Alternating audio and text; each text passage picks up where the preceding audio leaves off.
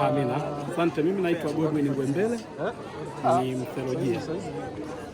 Nasoma katika chuo kikuu cha Iringa, lakini kwa leo nimeshiriki ibada hapa nyumbani Kidugala ambapo nipo likizo. Neno la Mungu la siku ya leo kwa kweli limetutafakarisha juu ya hukumu ya mwisho, na katika hukumu ya mwisho imeonyesha kwamba watabaguliwa wale waliotenda mema na wale waliotenda maovu. Waliotenda mema kwa ajili ya uzima wa milele, lakini waliotenda maovu kwa ajili ya hukumu.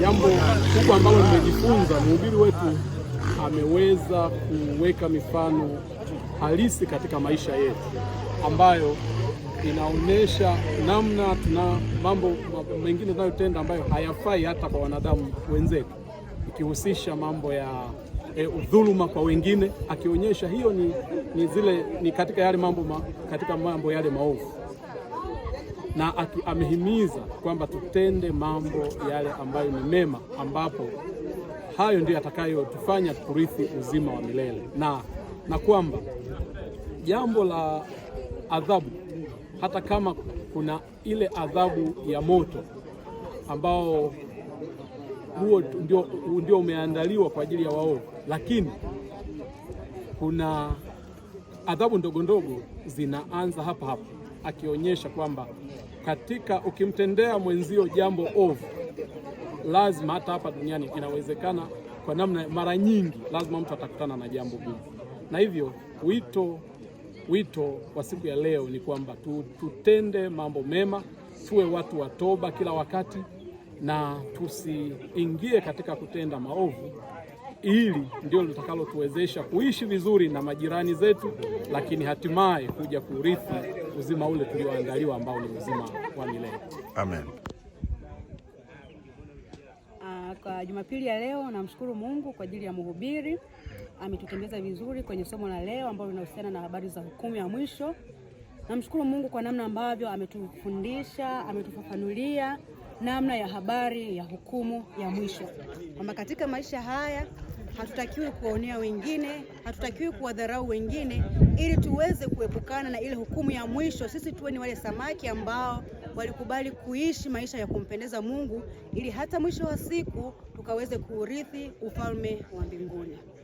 Kwa hiyo ninawasihi washarika wenzangu na Wakristo wenzangu kwamba inatupasa sisi kuishi maisha matakatifu ambayo yanampendeza Mungu, ili hata wakati wa hukumu ya mwisho sisi tuweze kurithi ufalme wa mbinguni, tusiwe miongoni mwa watu ambao watatupwa katika jehanamu ya ziwa la moto.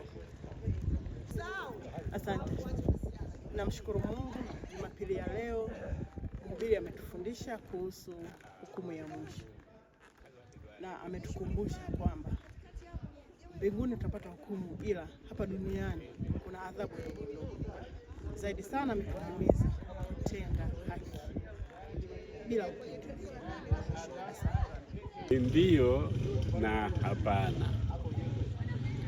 Tunasema ndio kwa sababu ni hukumu ya mwisho, na maisha siku zote yanahubiri, na yule Bwana katika ile mifano aliyoiweka mwishoni, kwa kweli ilikuwa inagusa hayo ya hukumu ya mwisho.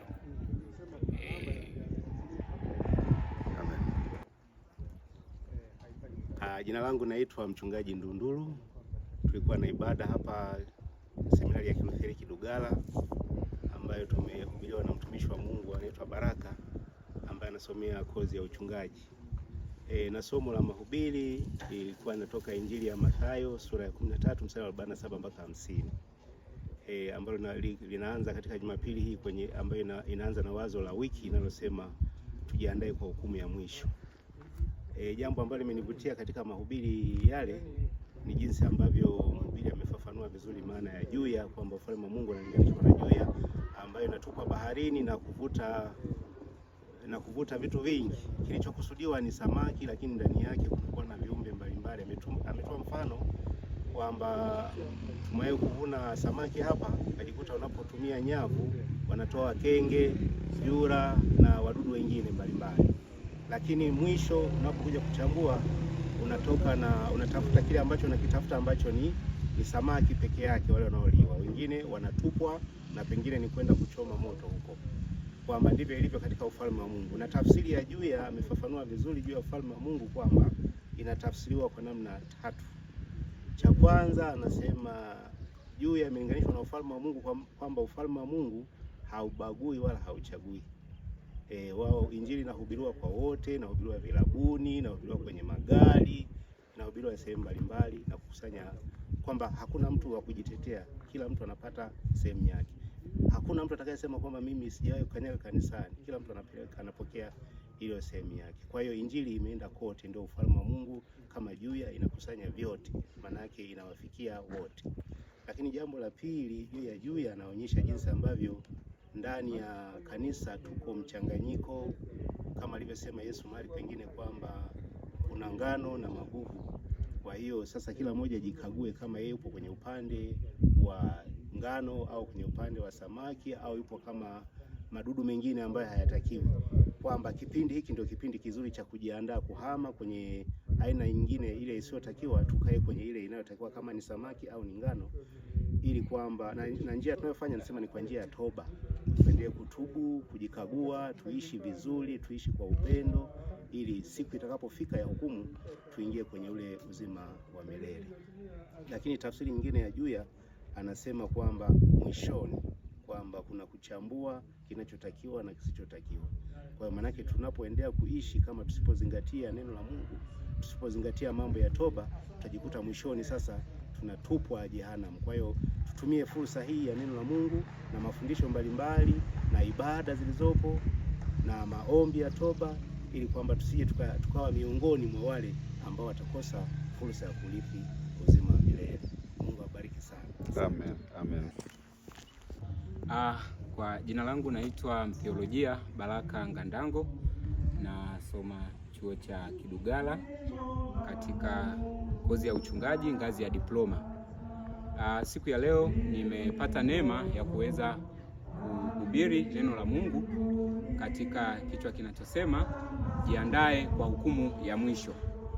Jiandae kwa hukumu ya mwisho. Tunamuona Yesu Kristo akifundisha, alikuwa anafundisha kwa kutumia mfano wa wavuvi wa samaki, na ameanza kwa kutoa mfano wa namna ambavyo wavuvi wanaweza kuvua samaki kwa kuweza kuwaondoa samaki wote kwa kutumia nyavu, ambapo ndani ya wavu huo kunaweza kupatikana samaki wale walio wazuri na wale samaki walio wabaya. Samaki walio wazuri wanafananishwa na wale watu ambao wanatenda matendo mema kwa ajili ya kukirithi kiti cha uzima wa milele. Lakini wale samaki wabaya na viluweluwe na vyura na wadudu wengine, basi wale ambao wanatupwa ni wanafananishwa na wale watu wabaya ambao hawataki kumtii Mungu, ni wale ambao watakwenda jehanamu. Kwa hiyo mfano huo wa Yesu Kristo unatufundisha tuendelee kujiandaa, kwa sababu hatujui ni wakati gani mwisho wetu wa ulimwengu utafikia. Na dalili nyingi zinaendelea kuonekana katika ulimwengu wa sasa ambazo zinaonyesha dhahiri kwamba mwisho wa ulimwengu unakaribia. Kwa hiyo wito wangu kwa Wakristo wote ambao wanamwamini Yesu Kristo kwamba ni Bwana na Mwokozi wao, na tukiamini kwamba alitufia msalabani kwa ajili yetu, tujitahidi sana tukawe ni wale samaki wazuri. Nini mambo yatatufanya tuwe samaki wazuri? Ni kuwa watu wa toba, kuwa watu wa kupendana, tusiwe wasengenyaji, tutende yale matendo mema. Hayo yatatusaidia sana ili tuweze kurithi uzima wa milele, lakini pia itakuwa ni sehemu ya maandalizi kwa ajili ya hukumu ya mwisho. Katika Ufunuo ametuambia kwamba kutakuwa na madaftari mawili. Litakuwepo daftari la wale ambao wametenda mema, lakini litakuwepo daftari la wale ambao wametenda mambo mabaya kwa ajili ya hukumu.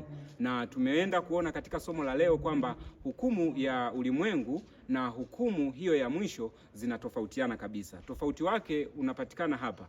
Hukumu ya ulimwengu ambaye anaihukumu anasimama jaji mkuu kwa ajili ya kuhukumu, lakini hukumu ya mwisho atakayesimama ni Mungu mwenyewe peke yake. Lakini pia tumekwenda kuona hukumu ya ulimwengu inaweza kufanyika kwa kuonewa, maana tumeshuhudia baadhi ya watu wamehukumiwa vifungo na baadaye wanapatikana hawana hatia. Lakini hukumu ya mwisho basi ile hakuna mtu atakayeonewa. Mungu atahukumu kulingana na matendo yetu. Wito wangu, naomba tutende matendo yaliyo mema, sisi Wakristo tuwe ni ushuhuda hata kwa wasioamini. Tumefika mahali sisi Wakristo tumepoteza ushuhuda, tumepoteza uaminifu, mpaka mataifa wanatushangaa. Wito wangu, tafadhali naomba sisi Wakristo tutende matendo mema kwa ajili ya maandalizi ya ile hukumu ya mwisho. Asanteni sana. Amen.